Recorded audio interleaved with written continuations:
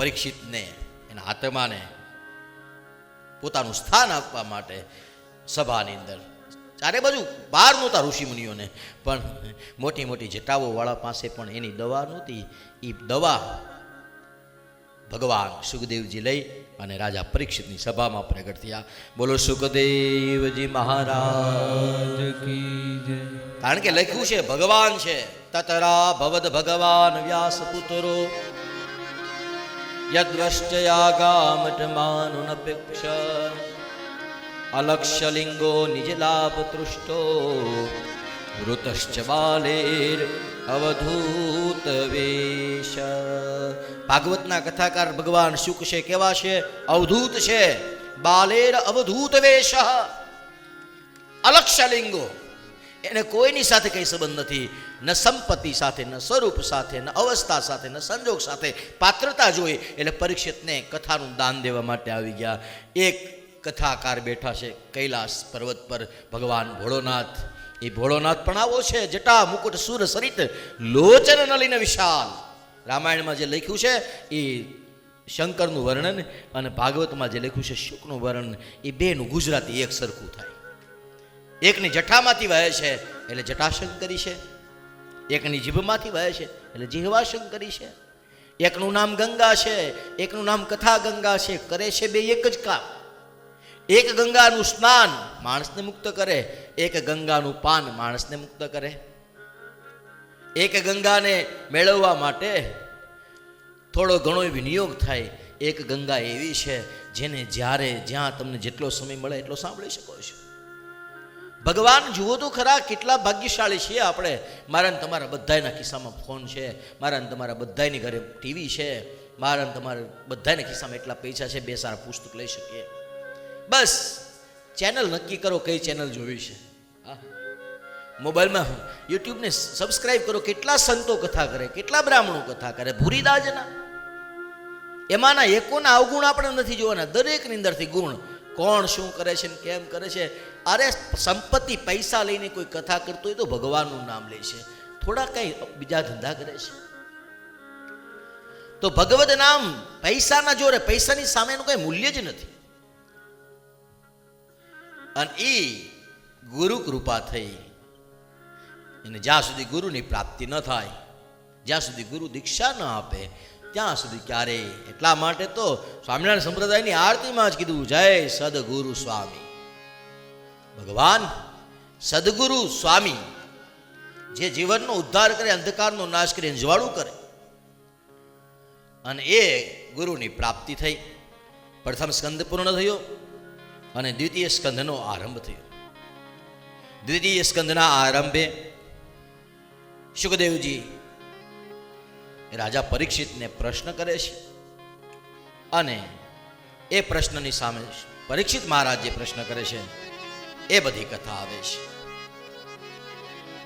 શ્રી શુકયુવાચ વર્યાનેશતે પ્રશ્ન કૃતો લોકહિતો નૃપઃ આત્મવિદ સંવતઃ પૂષા શ્રોતવ્યાદિષુ યઃ પર શ્રોતવ્યા દેનિરાજેન્દ્ર નૃણામ સંતિ સહસ્રશઃ અપશ્યતામાત્મતત્વં ગૃહેષુ ગૃહમેધિના મર્યાને શતે પ્રશ્ન. રાજા પરીક્ષિતે કીધું, મહારાજ બોલો પ્રશ્ન. રાજા પરીક્ષિતે કીધું, ભગવાન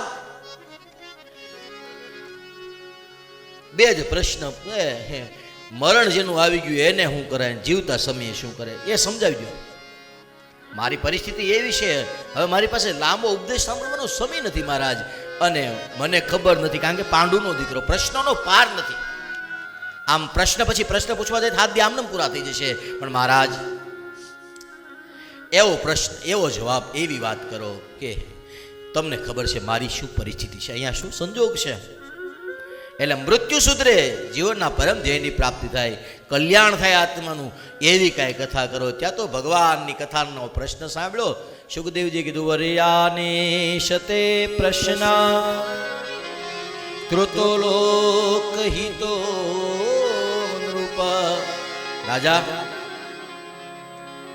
હવે સીધી વસ્તુ, તે જે પ્રશ્ન કર્યો છે એ પ્રશ્ન એ જ થાય તારા મનથી, કારણ કે પાંડવોનું સંતાન છો તું. લોકહિતો નૃપક, એને ખાલી પોતાનું હિત નથી વિચાર્યું.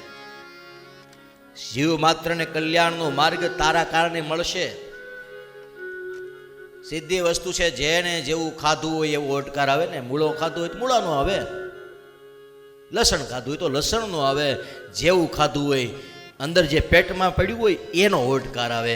પરીક્ષિતને મહારાજે કીધું છે. સુખદેવજી કહે છે કે સાંભળ રાજા, પહેલો શબ્દ શું નીકળ્યો છે? વરિયા નિશતે. વ્યાકરણમાં વ છે એ અમૃત બીજ છે. હવે તારી અંદર કથા માટે જે તન્મયતા છે, એકાગ્રતા છે, એ જોઈને રાજા મને ખૂબ રાજીપો થાય છે. અને શ્રોતવ્યાદિશુ યહ પર, હવે જે સાંભળવું છે પરમ ધ્યેયની પ્રાપ્તિ થશે. સાંભળ, કારણ કે નકર તો શું હોય, ભાગવતની અંદર લખ્યું છે નિંદ્રયારીયતે નક્તમ વ્યવાયેન ચવાવયઃ દિવાચાર્થે હયા રાજન કુટુંબ ભરણેન ચ તસ્માદ ભારત સર્વાત્મા. રાજા, નહીતર મુખ્યત્વે એવું થતું એ પરીક્ષિત, લોકોનું કામ શું હોય છે? તો કીધું ખાવું પીવું ને શું, આટલું જ કામ હોય છે. પણ એનાથી અંદર રહેલો તસ્માદ સર્વાત્મા ભારત, જીવ માત્રને ખબર પડે છે અંદર રહેલી ચેતના. રામાયણ ઈશ્વરંશ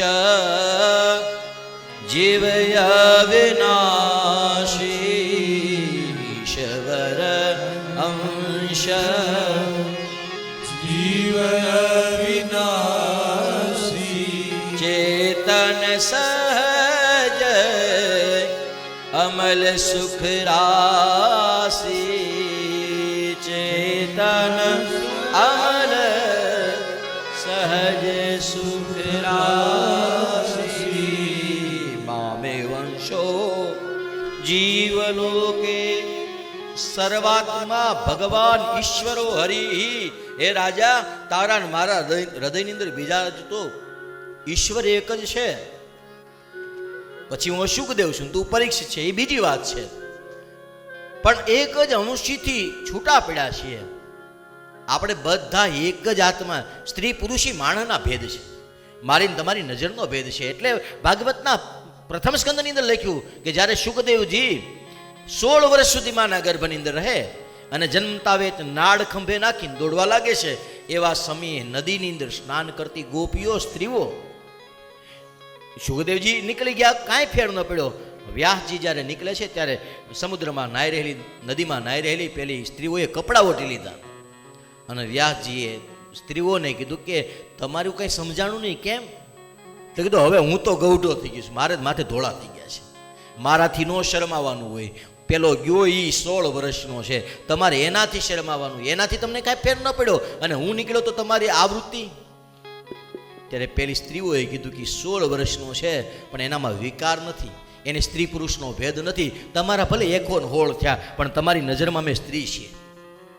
જ્યાં સુધી નજરનો ભેદ, જ્યાં સુધી અંતરનો ભેદ, અંતર આત્મા જ્યાં સુધી સ્વીકારે નહીં, જ્યાં સુધી ત્યાગ વૈરાગ્ય, એ પણ કદાચ નિષ્કુળાનંદ સ્વામી કહે છે ત્યાગ ન ટકે વૈરાગ્ય વિના, કરીએ કોટી ઉપાય જીરે. ત્યાગ ન ટકે વૈરાગ્ય વિના, કરીએ કોટી ઉપાય. વૈરાગ્યની પ્રાપ્તિ ન થાય તો કરેલો ત્યાગ કેટલા દી. હરિદ્વાર ને જઈને કે દા બીડી મૂકી દીધી. હા, હરિદ્વારમાં શું કર્યું કે બીડી મૂકી દીધી. પછી ભાઈબંધ ભેગા થયા કે કેમ હે તો મૂકી દીધી, પણ હરિદ્વારમાં મૂકી ન્યા જા ત્યાં નહીં પીતો, અહીં સળગાવ લે. આ વૈરાગ્ય નથી. ત્યાગ ન ટકે વૈરાગ્ય વિના. જે સ્વભાવમાં હોય તો 11, સ્વભાવમાં હોય તો ઉપવાસ, સ્વભાવમાં હોય તો વ્રત. એ નથી તો યાદ રહેશે ત્યાં સુધી કંઈ પ્રાપ્ત નહીં થાય. આ દેશનો એક રાજા ભર્તુહરિ, એણે બધું છોડી દીધું અને બધું છોડીને સ્મશાનની અંદર વૈરાગી જીવન જીવે છે. અને સંસારની અંદર વૈરાગી જીવન જીતા સ્મશાનની અંદર રહેલા રાજા ભર્તુહરિને જોઈ અને એક વખતમાં સતીએ ભગવાન શિવને કીધું કે ભોળાનાથ, આ દુનિયામાં તમારા પછી બીજા કોઈને વૈરાગ્ય લાગ્યું હોય તો ભર્તુહરિ છે. શંકર વૈરાગ્યનો દેવતા છે, તમારે જેટલો વૈરાગ દુનિયામાં ક્યાંય નહીં, પણ તમારામાંથી થોડોક જો સાટો આવ્યો હોય કોઈનામાં તો આ રાજા છે, જે સમસ્ત સંસારનો ત્યાગ કરી, સંપત્તિનો ત્યાગ કરી અને સ્મશાનની અંદર વૈરાગી જીવન જીવે છે. ભગવાન શિવ કે બધો કહેવાનો વૈરાગ છે. ભગવાનની વાત સાંભળી સતીએ કીધું, જુઓ તો ખરા, પત્ની, ઘર બાર, મિલકત, માલ બધું મૂકી દીધું. હા સતી, દેખાય છે, મને પણ દેખાય છે, પણ એ ખરો વૈરાગી નથી. એમ આ બધું છોડી દીધું છે છતાં વૈરાગી નથી. હા, તમને એવું હોય, હાલો આપણે પરીક્ષા કરીએ. અને શિવ અને પાર્વતી સ્મશાનમાં રૂપ બદલીને આવ્યા. 5-7 દિવસનો પેલો ભર્તુહરિ ભૂખ્યો હતો અને ભગવાન શિવ પાર્વતી આવી અને એ દિવસે બરોબર એક મરણ થઈ ગયું હતું. એ મરણમાં માટલીમાં પાણી આવે એ પીવે અને ખીચડી આવે રાંધીને ખાય, બાકી કોઈ દી ક્યાંય હાથ લાંબો ન કરે.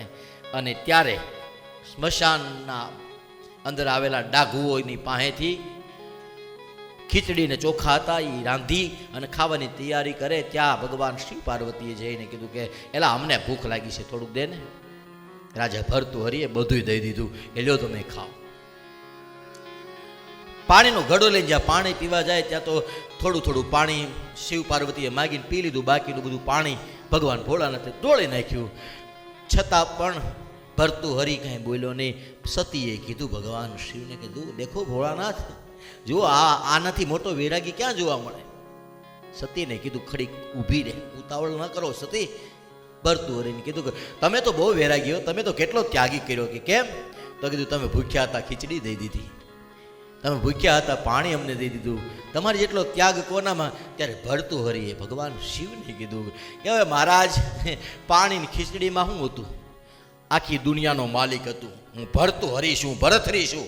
હા, આખું રાજપાટ બધું ખીચડી પાણીમાં શું હતું? એમાં મને કાંઈ ફેર ન પડે. સતીને ભગવાન શિવે કીધું કે હજી આને યાદ છે એ કોણ હતો. હજી એને મનમાં તો યાદ છે કે હું ભરથરી હતો. એ જેથી ભૂલાઈ જાય કે હું ભરથરી હતો, આ દુનિયાનો સમ્રાટ હતો, એ ભૂલા જાય તેથી પરમ વૈરાગ્ય છોડી દીધું છે. આપણે ખાતા નથી, આપણે પીતા નથી, નહીં, સ્મરણ જ ના આવવું જોઈએ. તો શ્રોતમ યાદિશુ યહ પરા. એ રાજન નહીતર રાજા પરીક્ષિત તો સમ્રાટ, એ ન કરી શકે બધું કરી શકે. એ કઈ જેવી રીતના ગંગાના કિનારે આવ્યો એવી રીતના ઘરે રાપ, પણ નહીં. જ્યારે સત્સંગ માટે જવું હોય ત્યારે આપણી જડતા ન ચાલે. એના માટે જ્યાં નિમિત્ત હોય, અને એટલા માટે રાજા પરીક્ષિતે બધું મૂકી દીધું, છોડી દીધું છે. અને એના જુઓ તો ખરા, એક વખત દીનતા આવી જાય, એક વખત પાત્રતા આવી જાય. એટલે નિર્મલ મન જન સો મોહે પાવા. રામાયણમાં તુલસીદાસજી કહે મને કપટ છલ ચિત્ર કાંઈ ભાવતું નથી. મને એવો માણસ ગમે જેનામાં મલિનતા નથી, જે નિર્મળ છે. અને એટલા માટે પાનબાઈ ને ગંગા સતી કહે છે ભક્તિ રે કરવી એને નિર્મળ રેવું ને મેલવું યંત્રનું યભિમાન. હે ભાઈ રે ભક્તિ કરવી નિર્મળ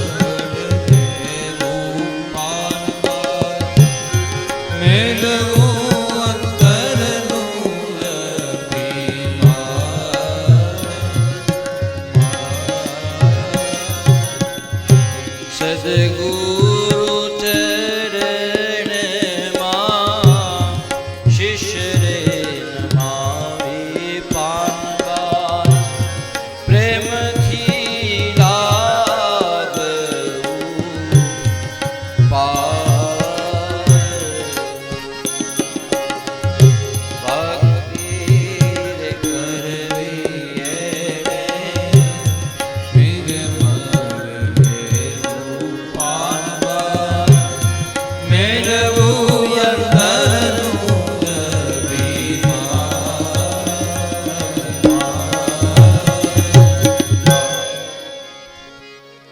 નીતિપણું છોડી પાનબાઈ અજાતિ રે થાવું અને પછી કાઢવો વરણનો વિકાર. એનું કારણ છે જાતિ ને પાતી નહીં ગુરુ કેરા દેશમાં આવી રીતે રહેવું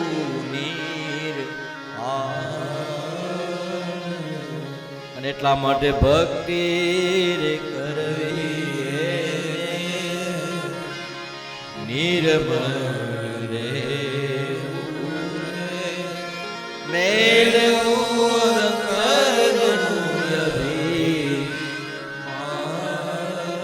ગમે એટલા મોટા થઈએ, ગમે એટલી સંપત્તિ, ગમે એટલી સત્તા મળે, છતાં પણ એક સ્થાન એવું હોય છે જે જગ્યાએ તમારા અંતરના અભિમાનને કંઈ નહીં. દ્વારિકા વાળાને કંઈ પડી જ નથી કે તમે ચીફ મિનિસ્ટર છો, ગમે એને લાઈનમાં ઉભું રહેવું પડે, એને રાહ જોવી પડે. દર્શન બંધ થઈ જાય એ તો હવે થોડીક આમ આડાવડું છે, બાકી નો બંધ. ભગવાન હોય ને સાક્ષાત હોય તો પડદા ન ખુલે. એ તો અહીંયા વહીવટ કરતા હોય ને એમ લાગે કે અહીંયા હવે પીએમ આવ્યા છે, મોદી સાહેબ આવ્યા છે, તે ઘડીક ભલે અડધી કલાક બોલો તો કે સુઈ જાવ. એને તો સમયનો બહુ પાકો આ દુનિયાની અંદર દ્વારિકાધીશને જેટલો સમય છોડી જ દે, સેમ સેકન્ડ મૂકી દે, એનો સમય પૂરો થાય. 11 દિવસ, 11 વર્ષ ને 52 દિવસ, એક અઠવાડિયું પછી આટો મારવા ગોકુળ. આખી જિંદગી 11 વર્ષ ને 52 બાળપણ આખું જ્યાં વિતાવ્યું ત્યાં બીજી વખત આટો મારવા મૂકી દીધું. તો મૂકી દીધું નથી શોખ.